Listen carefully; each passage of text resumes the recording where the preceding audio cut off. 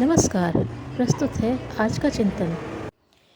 उपासना में असफलता अथवा उसमें धीमी प्रगति रहने का कोई विशेष कारण होना चाहिए, इस पर विशेष रूप से ध्यान देने की आवश्यकता है।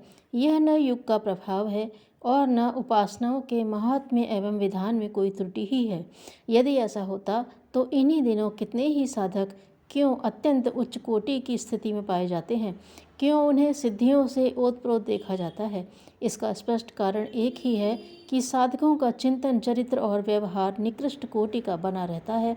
वे उसमें सुधार नहीं करते, व्यक्तित्व को परिष्कृत करने की आवश्यकता अनुभव नहीं करते, इसी जन्म में के किए हुए तथा पूर्व जन्मों के संचित कुसंस्कारों, दुष्कर्मों के परिमार्जन का प्रयत्न नहीं करते।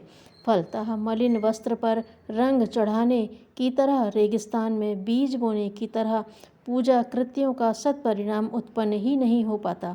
कीचड़ की हौदी में एक बूंद गंगा जल डाल देने से उसमें शुद्धि कहाँ हो पाती है। ध्यान रखे जाने योग्य बात यह है कि पूजा कोई जादू नहीं है, वह एक विशुद्ध विज्ञान है। उस मार्ग पर चलने वाले को सर्वप्रथम आत्मशोधन करना पड़ता है। धुले कपड़े पर ही रंग चढ़ता है, जोत कर तैयार की हुई भूमि में ही बीज उगता है।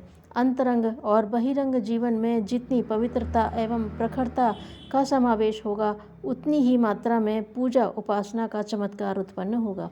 दुष्कर्मों में निरत व्यक्ति किसी देवी देवता का अनुग्रह अर्जित नहीं कर सकते, क्योंकि समूचा देव परिकर शुद्धता प्रधान है। जहाँ शुद्धता की जितनी कमी होती है, वहाँ उन्हें उतनी ही उपेक्षा या अप्रसन्नता प्राप्त होती है। जब साधारण मनुष्य घिनौनी, दुर्गंधित, अस्त व्यस्त जगह में नहीं रुकना टिकना चाहता, तो देवता किसी घिनौने व्यक्तित्व की ओर क्यों ध्यान देंगे।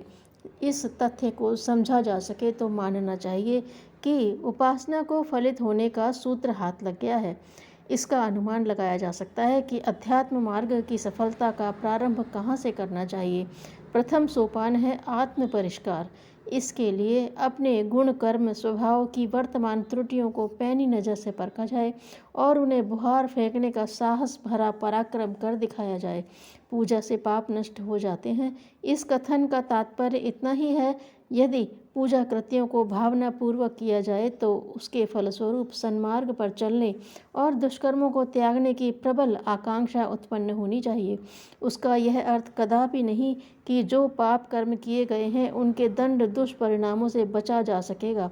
उसके परिशोधन का उपाय तो एक ही है, सच्चे मन से किया हुआ पश्चाताप और प्रायश्चित। प्राचीन काल के कितने ही पापियों की कथा गाथाएं सुनने को मिलती हैं। उनमें राम नाम का प्रताप नहीं, वरन जीवन शोधन में कायाकल्प जैसा परिवर्तन कर लेना कारण था।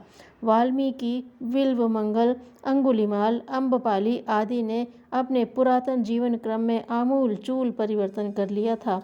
इतना ही नहीं, उन्होंने पिछले किए हुए पापों की क्षतिपूर्ति के लिए उतने ही वजन के सत्कर्म करके पुरातन अशुभ संकलन का प्रायश्चित भी किया था।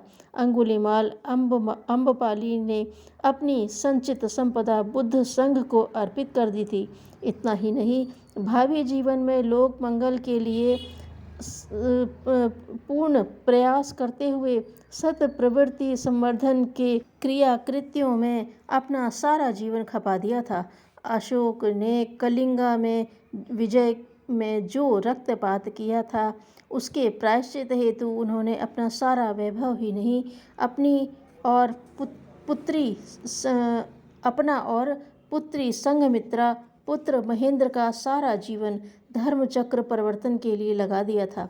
अंगुलिमाल और अम्बपाली भी धर्मम शरणम गच्छामि का दीक्षा मंत्र लेते ही देश विदेश में धर्माधारणा को सुविस्तृत करने में जुट गए। संचित पापों का प्रायश्चित करने के लिए ही सूरदास ने अपनी आंखें फोड़ ली थीं। इन उदाहरणों में साधक को आध्यात्मिक पृष्ठभूमि बनाने के लिए अपने प्रथम प्रयास का पता चलता है। जो इस प्रकरण को अनावश्यक समझकर लंबी छलांग लगाना चाहते हैं, जमीन से उछलकर छत पर बैठना चाहते हैं, उनके पल्ले निराशा और असफलता ही हाथ लगती है। फलतः पूजा पाठ से कोई स्वार्थ सिद्ध न हो पाने पर वे उपासना विज्ञान तथा उसके क्रियाकलापों को कोसते देखे जाते हैं।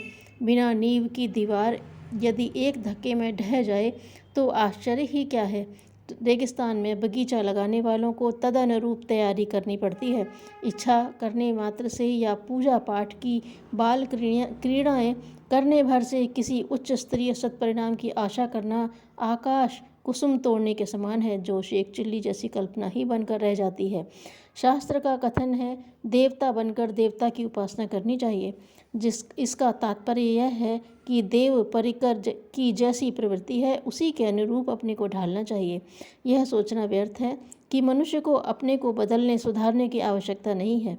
देवता ही उलट कर मनुष्य जैसे घिनौने बन जाएं। काली, भैरव आदि के संबंध में लोगों की ऐसी ही मान्यता कर रखी है कि उन्हें मद्य, मांस जैसी वस्तुएं भेंट करके, स्तवन की जय जयकार सुनाकर उन्हें अपने भक्त की मनोकामनाएं पूरी करने के लिए सहमत किया जा सकता है, चाहे वे कामनाएं सर्वथा अनीति युक्त ही क्यों न हो। इस प्रकार की मान्यताओं वाले देव संपर्क के लिए जो सोचना करना चाहिए उससे ठीक विपरीत दिशा में चलते हैं। फलतः जब प्रतिकूल दुष्परिणाम सामने आते हैं तो उनका दोष देवता पर थोपते हैं। भावी गतिविधियों को उत्कृष्ट आदर्शवादी बनाने के लिए अध्यात्म के चमत्कार देखने वालों के लिए आवश्यक है कि वे पूर्व संचित दुष्कर्मों का प्रायश्चित करें। प्रायश्चित का अर्थ यदि किसी नदी में नहा लेना, किसी प्रतिमा का दर्शन कर लेना, पंचगव्य पी लेना आदि नहीं है, वरन यह है कि रास्ता चलने वालों की राह में जो कांटे बिखरे हैं उन्हें बटोरा जाए, जो खाई खंदक खुदे हैं उन्हें मिट्टी डालकर समतल किया जाए। यह कार्य किन्हीं पूजा कृत्यों से नहीं हो सकते, वरन सच्चे अर्थों में इस बात का साहस जुटाना पड़ता है कि जितने पाप कमाए हैं उसी के भार के समतुल्य पुण्य भी इतनी मात्रा में कमाए जाएं, जिनसे तराजू का पल्ला भारी ही नहीं तो कम से कम समान हो जाए। इन साहसिक प्रयत्नों को करने के लिए उद्यत होने वाले ही अध्यात्म विज्ञान के अनुरूप समुचित लाभ उठाते हैं, शेष तो खिलवाड़ का परिणाम उपहास भर के रूप में पाते हैं। लोभी ही सबसे बड़ा गरीब होता है। धन्यवाद।